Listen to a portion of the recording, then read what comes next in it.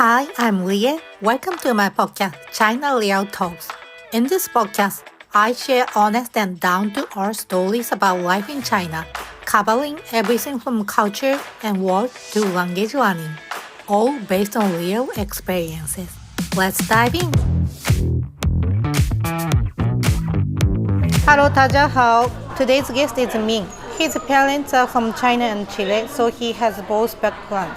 After having lived in multiple countries, now he moved to Shanghai. Today, I will ask about his journey of growing up in an international environment and his recent life in China. Min, can you briefly introduce yourself, please? Yeah, of course. My name is Min Deng Saavedra. I am Chilean and I am half Chinese. So to give a little review of my background, which is quite complicated. I was born in Chile, and when I was about 5 years old, I moved to China. And then from 5 to 12, I did 4 back and forth trips in between Chile and China, which each time staying very little time in each country, maybe a few months, 8 months, and then back to the other country. It was like that until I was 12, and at 12 I moved to the US, and I lived there for 2-3 years, and then at 15 I moved to Switzerland. And I lived in Switzerland for 8-9 years because I just didn't want to move anymore since my earlier childhood was all over the place. So I stayed there, and then I went to China for about 2 months, which is really recently, so last year. And then after that I went to Colombia for 1 year where I was studying and working, and then at some point I just felt like I needed to change again, and I decided to come to China and finally learn Chinese because that's my fun fact, I don't speak Mandarin. Oh, so you speak Spanish and English? I speak Spanish, French and English. Oh, French? And because in Switzerland they speak 3 languages. They speak German, French, Italian, and a little bit of Romansh, which is the hidden language that not many people speak. But so I learned French. I'm also supposed to know German because all of the schools there, they teach another language, which is either German in the French side or French in the German side. I actually didn't know that the Swiss people can also speak French. Yeah. It's almost half, because in the middle in Bern, it separates the German side, which is close to Germany, towards Germany, and the French side, which is obviously towards French. Yeah. So you actually went to school in many countries, China, US, and Switzerland. Yeah. Which language did you get educated in? That's the thing. I was educated in Spanish, in English, in French, and now in Mandarin. So each time I was learning what the other kids were learning, but I was also learning the language. For example, when I got to China when I was very young, actually I went to a Chinese school for 6 months, and then they changed me to an international school because it was too difficult for me and too uncomfortable. Because from Chile, I come from the countryside, so going from the countryside to the big city and being as well in a Chinese school where everything was different, and even the way that the food that they eat, and I was just not able to communicate with anybody, so I was quite shy. So later on they moved me to an international school. So in the international school, everything is taught in English, right? Yeah, in English. So I learned English in China. That's very really interesting. funny. After you moved to the US, so language is no problem for you? A little bit, because I learned a little bit, and then I went back to Chile, and the education in Chile is much different. So I don't think they're very good in English, so I kind of lost a little bit of my English. And then when I got to the US, I was able to write and understand, but my accent was very bad. You got more Chile accent. Yeah, I have the Mexican, Latino accent in your English. Yeah. But I cannot feel it anymore. No, I think right now it's much better, but sometimes some words, I really pronounce them with a really strong Mexican or Latino accent. I feel all of the languages that I speak now, I don't really speak them at 100%. I always feel there's some struggles actually. I see. So during your international school time in China, other students are also from many other countries, or most of them are Chinese? They're from many different countries, and what's really interesting is that before moving me as a Chinese Chilean, like moving around the world, like I always felt like I was really like not normal and like a really special case, you know, because like as well, like I could not speak the language, but coming here and being in this class, like, or school in Fudan, like there's so many other students from different countries that also have like Chinese parents that actually they also don't speak Chinese, or sometimes they speak but they cannot like write. So it's really funny, so I feel less alone. There's a lot of Chinese and German, or Chinese Canadian, or Chinese American, so it's really comforting. So your parents didn't really force you to study Chinese when you were younger? They did try to force me, my dad, because he's the Chinese one, but it was also really difficult because as a Chinese man, just like going out of China and working, like he has a really strong and difficult schedule because he has to work. I don't know, like the thing is that Chile and China, they have almost 13 hours time difference. So he works there during the day, and then at night he has to make phone calls to China. And when he's in China, he has to make phone calls to South America. So yeah, so most of the time he was working and he wasn't really able to teach me Chinese. It's like, you know, time difference, like almost opposite, right? Chile and China. Yeah. So like when we're going to sleep here, they're waking up out there in South America. Wow, that's very tough. Yeah. No, it's very difficult. So your mom is from Chile? Yeah, my mom is from Chile. So you speak with your mom in Spanish? Yeah, my dad as well. Oh, really? My dad speaks Spanish. Oh, yeah. So you speak to both of them in Spanish? Yeah, exactly. Oh, then, so when you were younger, who do you talk to in English? Like your school friend or teacher? Yeah, school, actually, because the other thing is that, yeah, my parents are divorced, so sometimes I was living with my father and sometimes with my mother, but at both times they were always working a lot, so I spent most of the time by myself. So I would just like spend a lot of time maybe playing video games or on the internet or reading stuff, and I think that's why I really appreciated English, because it was like a language that I learned that allowed me to connect with myself and connect with like maybe more literature or the world out there just through like a telephone. And more people outside. Now we have social media, so it's easier to get connected to the people from all over the world. Yeah, exactly. Like it really, English acts like a bridge, and it allows us to connect. Like maybe some people don't really like to speak it that much and they prefer other languages, but I really think it's interesting because it allows people from different cultures, different countries, different backgrounds to be able to communicate and share our experiences. So when you were a child, you lived in many countries, right? So was it your choice or your parents' choice? It was both, actually, because when I was very young, the first time, from 5 to 12, it was a lot like my father wanted us to come to China to study here because he felt like it was better. And then at some point, for us, it was really difficult. Like for me and my older brother, because I have an older brother. And so at sometimes we were like, no, we want to go back. So then he decided to take us back to Chile. And then some stuff happened, and then like I went back to China, and then like later on I went to United States because maybe like better studying opportunities, and I was hoping to like go to an American college, and but then I didn't like it there. So at that time my mom had already moved to Switzerland maybe like 7 years ago or something like that. So I decided for myself, because at 15 legally with divorced parents you can decide who you want to live with. So I decided to go with my mother for a little bit and study French and start like a brand new life, and and I actually really liked it there. It was like sort of like a little bubble because it's really safe, it's really easy, and it was really difficult as well, just like studying and learning once again a new language. Yes. Just learning French. Fun story, like I got there and after like a week, they put me in the classes with the normal kids. So I was not learning the language anymore. I was just studying like science and mathematics and history in French. Wow. Yeah. So after a week. Wow. Yeah. It must be very tough, isn't it? Yeah, it was really tough. Yeah, actually, like I was lucky because I made some really good friends at that school, and they would always help me with my homework and stuff and everything. So it was really nice. Was it a local school or international school?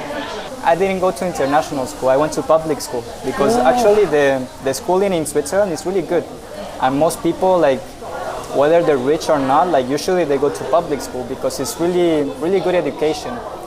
Maybe the difference is only like it depends on like what part of the city you live in, and that's how they decide what type of school you go to.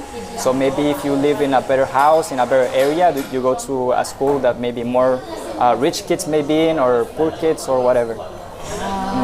So that's how Switzerland works. I see. In Japan, especially elementary to junior high school, similar system works in Japan. I have a question. In Japan, do you guys have like levels for like kids? Yes. Like in classes? Yes. Especially in high school. Yeah. Because some people do like to go to university and some people don't. So we divided into several levels.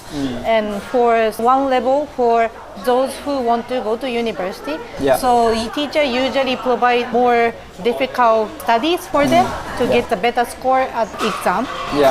And then those who are just trying to get a job after high school graduation, a little bit more relaxed compared to other levels. And Switzerland is very similar as well, actually. When you study in Switzerland, maybe like 12 years old, they make a test, and people, like regarding their scores, they decide if you go to like 3 types of classes. So it's like beginners, medium, or advanced, pré-gymnase and gymnase. How much of students out of the whole school population would go to university in Switzerland? I think maybe half, because like I'm just thinking, like since there's 3 levels, like the first level they're not actually kind of not allowed to go to university unless they do some other tests before, in between. And in the medium class, you have to get really good scores, otherwise you're also not allowed to. But usually if you're in the top class, like most people go to university.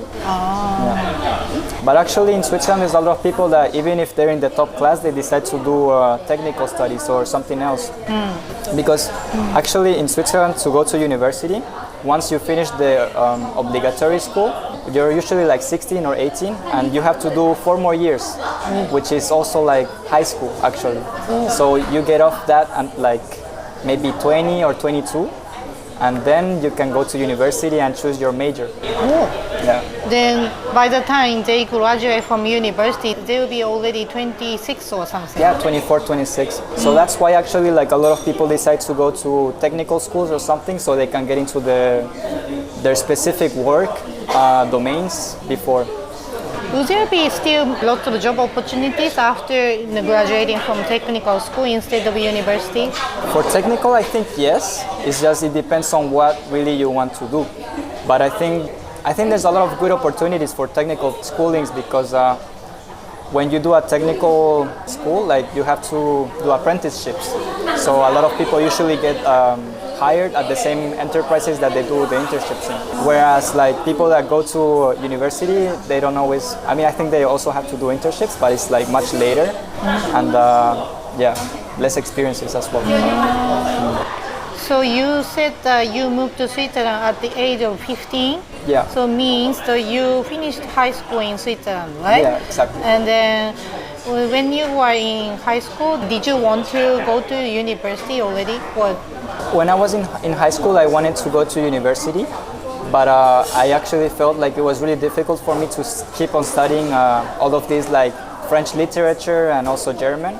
So I actually decided to go into a technical school and study interactive media design. So that's why I graduated maybe a little bit earlier, and then also later in some senses, because of compared to the rest of the world in different systems. It's just complicated. Like it's a really different type of schooling. But it's good to know.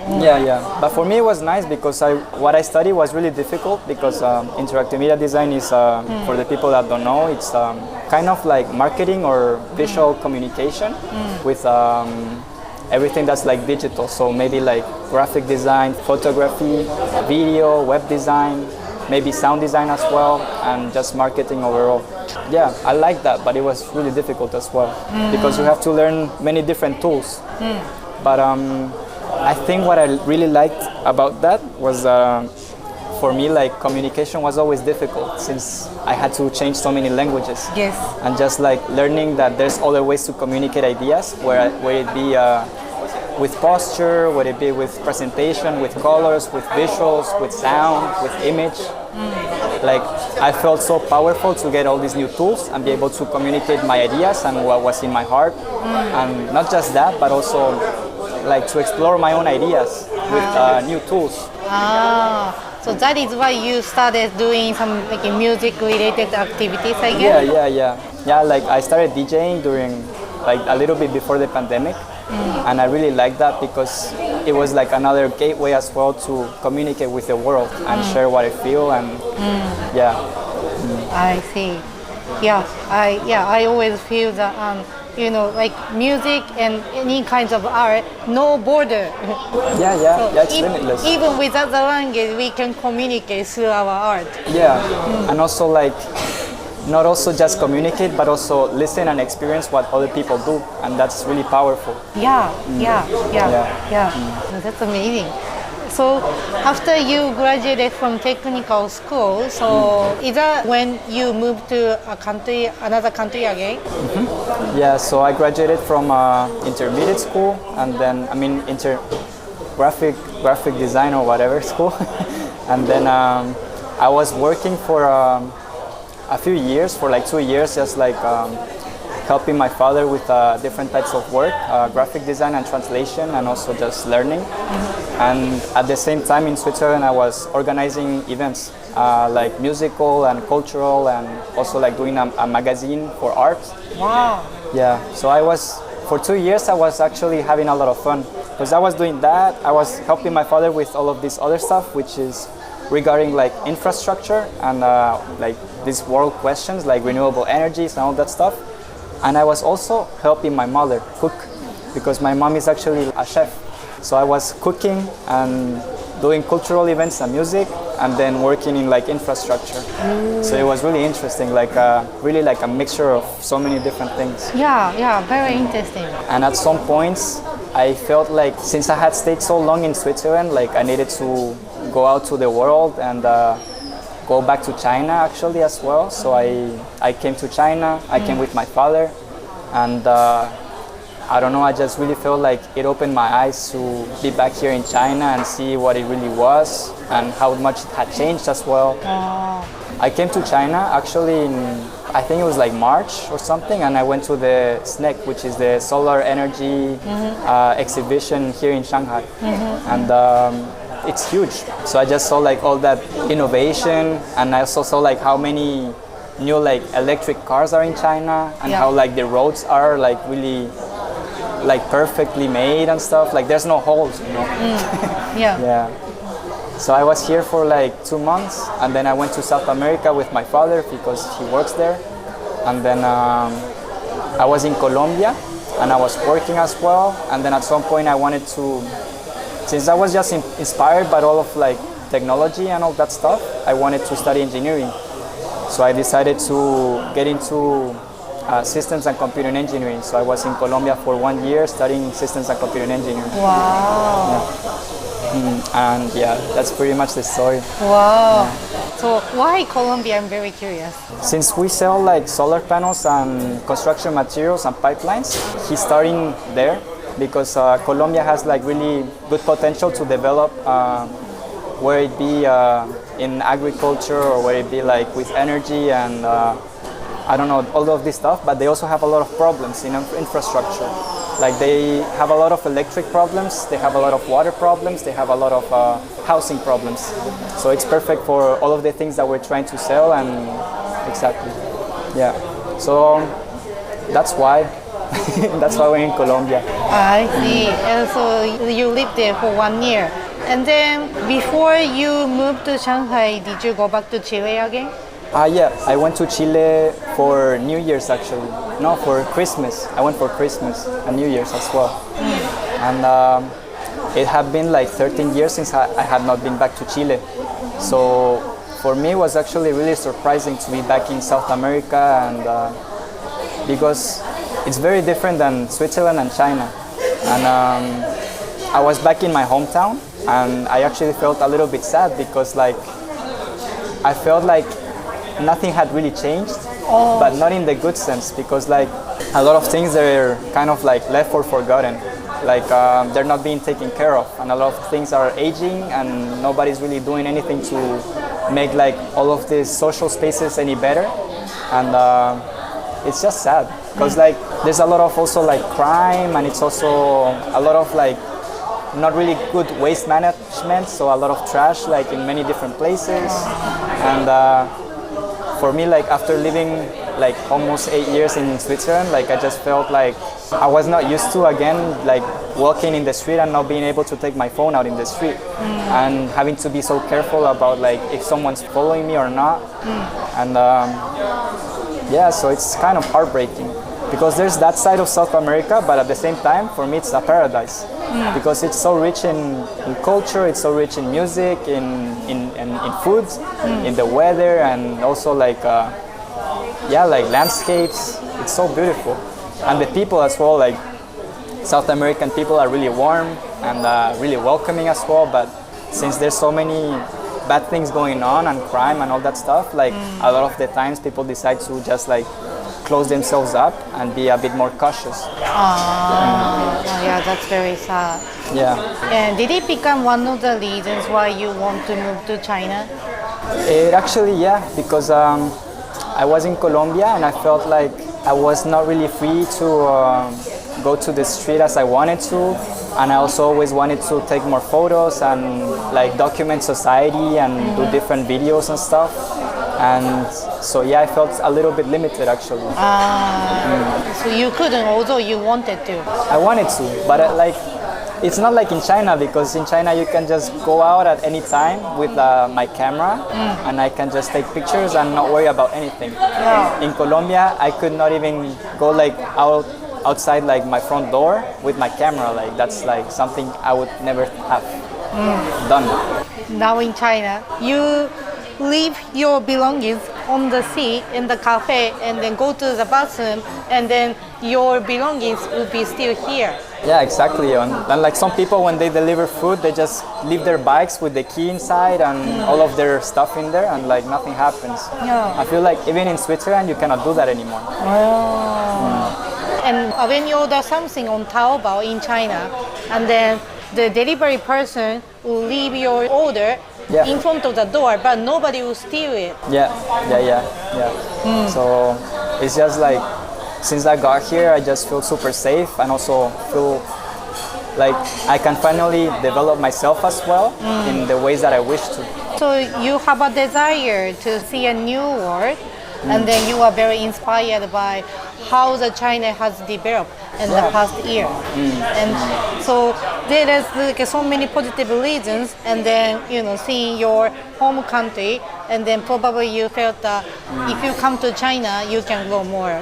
Yeah, but that's also my dream. I was talking with my friends in class like today, and I asked them like, what is your dream?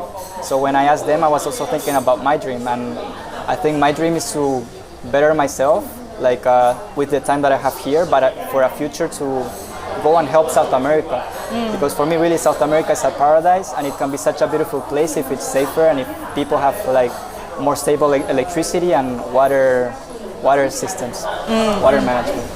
I also have an image that the South American people, like their personality is very positive, and like they are happy. I'm kind of surprised to hear what you have seen. Yeah, but I think it's because of all of these things that they go through, that they're also really happy and grateful. And maybe because of how strong religion is out there, like they're really like we have to thank God for everything that's happening to us. Like I just remember, like one of my most beautiful memories was actually just sitting in a taxi and then hearing the taxi driver say like really simple words, just like talking about gratitude and how we have to be grateful about everything in life. And like I could just see his eyes on the mirror, and I don't know, just the expression and his words, like it really touched me, Yeah, so I think that's what I really learned the most about South America, is that they have really difficult lives, but they're actually really grateful and really happy, and they dance and they say beautiful things, and they're really polite, like to everyone. In South America, in Colombia, you get into the elevator and everyone's like, buenas, buenos dias, like good evening, and you don't know this person, you know, and they say like good evening, how are you, and you start talking. But that doesn't happen in China, that doesn't happen in Switzerland, that doesn't happen in many other countries. Even in Chile, it's not like that. I think it's just Colombia actually. Recently, the taxi drivers don't really talk during their ride. When we are taking a taxi ride in Shanghai, most of the taxi drivers are very quiet. Yeah. They are still nice, but they just don't talk. Yeah, I think it's just different cultures, and I really think like, yeah, the Chinese people, they have a different way of living and interacting, because sometimes, of course, they're a bit more distancing, but once you actually ask them something or like just recognize that they are here, they start smiling. Yeah. I was eating at the noodle shop last night, and the staff there, a middle-aged lady, she was always talking to me. That made me feel so happy. Yeah, I think it's really the small things that matter. Yeah. So you first studied here, and then eventually you would like to move back to South America to support the country. Yeah, I want to. A lot of people ask me as well, like, where do you imagine yourself living in the future? But I actually I don't imagine myself just staying anywhere. I feel like I have to keep moving. Because I feel like once you start moving into different countries, you start seeing the good and the bad things everywhere. Yes. And it's almost like it is your duty to keep on moving and sharing what are the good things from here and what are the bad things from there, and just like, I don't know, try to make the world a better place just by sharing and creating like bridges.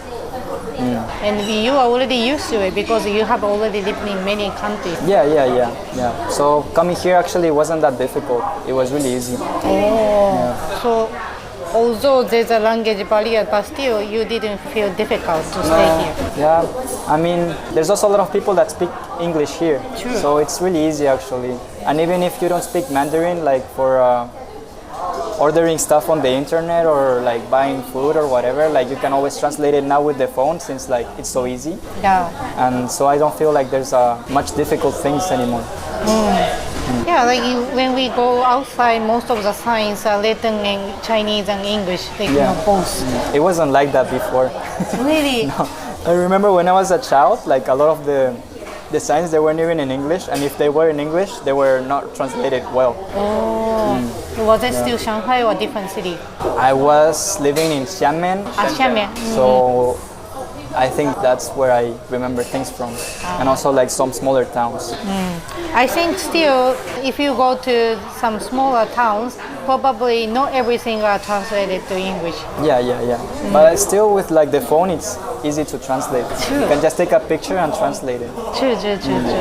And in the end, actually, we can communicate even without the words. Yeah. Just with the eyes or like gestures and movements. That was my way of communicating when I was a little kid. So now you are studying Chinese, right? At university. Yeah, I'm studying Mandarin at Fudan, so it's been like 2 months since I've been studying Mandarin. So you already speak Spanish, English, and French, right? Yeah. And then you decided to re-study Chinese.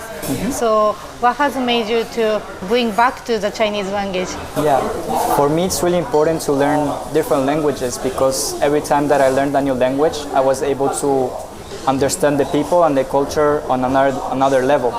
And I think what really made me want to do it was actually music, because I found out some really good musicians in Chinese that I wanted to understand or just connect with the music. Yeah, that was the motivation. For example, also like when I learned French and I listened to chansons françaises, like French music, for the first time, being able to understand, I started crying, because it's something that of course you can translate the words, but it's not the same, because like when you really, I don't know, you feel the weight that the words were written with. So I feel like it's important for me to learn Chinese. Then probably you'll be able to understand more about how the Chinese people think and feel. Yeah, exactly. What they do. Because it's really not the same to translate. You lose a lot of things. True. I can feel that the more I understand the Chinese language, the more I feel that I am getting to understand the Chinese people. Yeah. So for the past 10 years, I've been studying Chinese and then getting along with the Chinese people. I can feel that, okay, I can get it more and more. Yeah, and I also think like when people start like, when people talk also in their own language, you realize that they're different people. Yes. That in every language that people speak, they have a different personality. Yes. So I think also just for respect for the people, we should also try to allow them to speak their own language. So I'm curious, what kind of personality you have when you're speaking in Spanish or French? Yeah, so my English is more rational actually. It's more technical, more straightforward, more reflective. My French is actually more like a sweetheart. Yeah, like that's how a friend the other day, he said, "You're French? When you speak French, you're like a sweetheart." Yeah, so like a butterfly.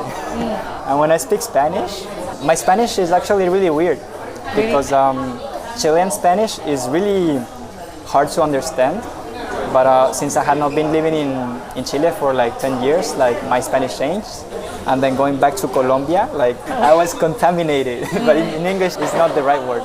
Yeah, but I caught up like a lot of their expressions, their Colombian expressions. So my Spanish is a mixture of like Chilean, but also like very neutral, and a lot of Colombian as well. So I don't know, my Spanish is weird. So Colombian people and Chilean people, they understand each other, right? Yeah. We understand each other, but we speak very different. Maybe they won't understand Chilean Spanish actually. Really? Yeah. Probably some vocabularies are different, I guess. Yeah, it's the vocabulary and also the speed and Accent? the accent, and like Chilean people, they cut up like a lot of words. So yeah, like they speak really fast, and sometimes there's a lot of, I would like to say poetry, to not say slang, but that maybe they won't understand. So adding that, like the slang and then the not pronounced well words together, like it's just really difficult to understand. And the speed as well. Did you ever experience any difficulties communicating with the Colombian people when you were there? A little bit. I feel like me, not really, because I speak really slow, but sometimes I have like a lot of trouble understanding jokes. Yes. Yeah, whether it be in French, in English, or Spanish, like also the humor is always different in different countries and different languages. True. So yeah, those humors really reflect the country's culture. Actually. Yeah. So sometimes everyone's laughing and then I'm like quiet. Sometimes everyone's quiet and I'm the only one laughing. Interesting. So another one, you've been to many countries, right? Did you have a moment that you feel that I am more Chinese in that way? Did you ever feel that way? For me, it was really hard to understand what it was to be Chinese for a long time. I felt like for a long time, like also since outside of the world, people don't really understand what China is really like. For me, it was also really hard to understand what China was like. So I didn't know what being Chinese meant. And also, like when I was younger, I was also quite bullied by other kids because I was Chinese and I was also like a bit chubby. So yeah, for a long time I also feel like, as Matt said, like I was neglecting the idea of I was Chinese as well. So I didn't really know what it meant to be Chinese for a long time. And actually, like a really funny thing is that one of the things that made me want to explore Chinese culture once again was some friends from Indonesia that they came to Switzerland. They performed, and what they do is like a mixture of future electronic music and their cultural traditions. So when I was doing music, I was at some point also exploring like what it is like the future of modern electronic music with some traditional Latino music or rhythms. So at some point I was like, a lot of people were starting to do this as well. So I was like, I want to do Chinese and future electronic modern mixes. So that's why I tried like exploring more the culture and trying to understand more. And I realized that it was really hard to find anything about China from outside, but what was really easy to find was Japan music and Japan culture. Really? Yeah. So for me, it was also like sort of like an entrance onto Asia in general. So people generally speaking didn't really have an idea of like what the China is Yeah. or what kind of people the Chinese people are. Yeah. They just have no idea. Yeah, I think there's really like a lot of ignorance around all that. Like in South America, a lot of people, they still have these outdated ideas that everything from China is cheap and that everything is dirty and that they're really rude, or I don't know, like really big stereotypes because they actually have no idea of anything other than that. Now there are so many like leading companies, especially in technologies in China. Like for example, mobile phone companies. Yeah. They are selling their mobile phone anywhere in the world. So in terms of that, South American people, did you ever have a chance to use the products from China?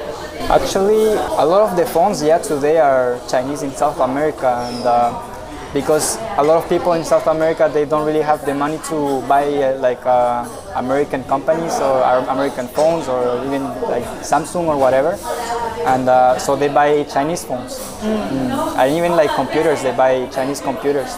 Also, like the quality of the things that get there is not the same as the quality that's here actually, and some things are still quite expensive for maybe like electric vehicles. Like the problem in South America is that they think that fixing these electric cars is more difficult than fixing the other mechanical cars. So that's why it's still not advanced yet. I mean, not being sold like largely yet. And the other problem is the current infrastructure that they have. It doesn't allow for this type of vehicles because they don't have that many places to charge it. And maybe also like electricity sometimes may be more expensive than just like gasoline. Really? Yeah. But that's for now in South America. Probably not many Chinese people living in like Colombia or Chile. But there's more and more. There's more and more. More and more? Yeah. A lot of Chinese, they go to South America for business actually. In Peru, there's a lot of Chinese. Do those people usually speak Spanish or they usually need a translator? I think that a lot of them speak Spanish actually. Wow. Because there's been like long time generations of Chinese people or Asian people going to South America.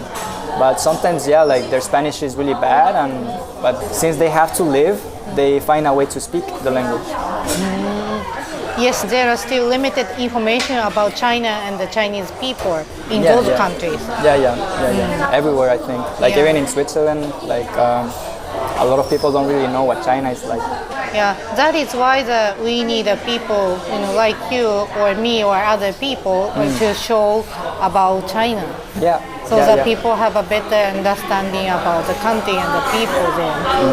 I also have like a few friends that have been coming to Shanghai to visit, like from maybe like Switzerland and other places. And I feel like everyone that comes to Shanghai, they're surprised in the first month. They all realize that in everything that they like or they do, or it's super advanced, whether it be in design, whether it be in restaurants, whether it be in like hotels or like entertainment or arts. Like the museums are just really big here, and like even in the music scene, like it's really interesting as well. It's so diverse. Like the outside world, like I really feel like they don't realize that it's much bigger than what's happening. Sure. In fashion as well, like I have some friends from Paris that they came to China and they were like, actually, like Paris is late. Like Shanghai is in the future. Really? Shanghai is really where everything's happening, That's interesting to hear. Yeah, and Paris, that's known as the city of fashion, I see that more and more European people are trying to keep their eyes onto Asian countries. And then me, being as Asian, I saw that Asian people was always looking at the European people or all the Western countries to be closer to them. But it's kind of opposite things has been happening.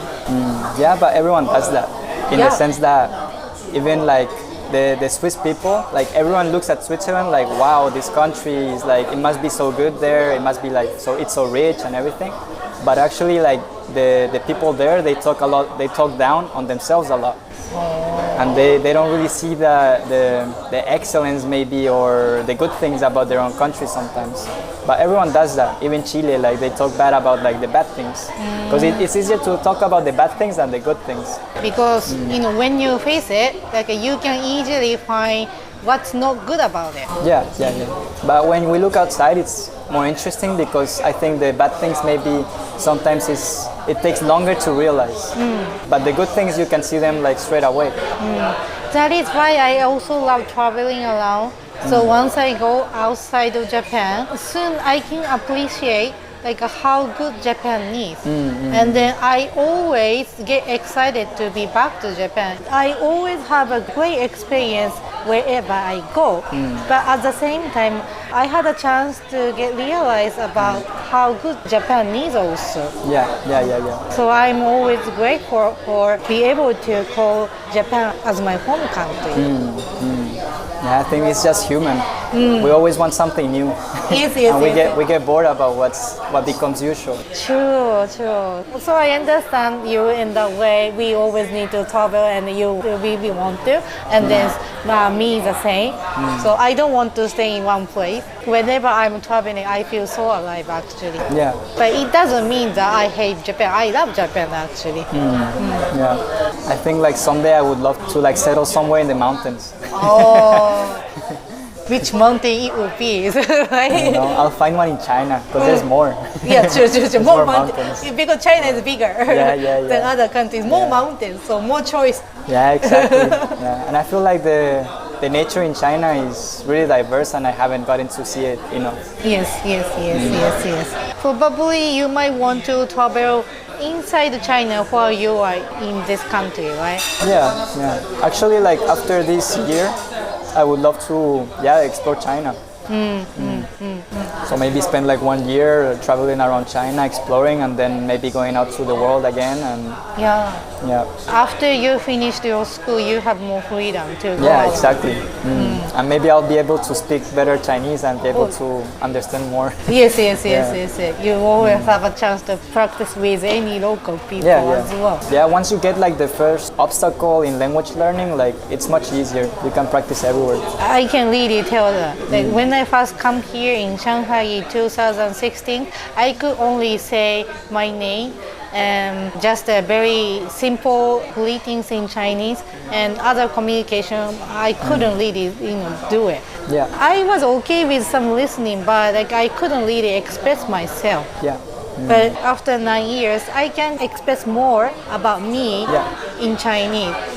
So the people would understand me, and then through that, like we can go into a deeper conversation as well. Yeah, I feel like we always keep learning, whether it be in any language. There's so many dimensions in poetry as well, and literature is really interesting.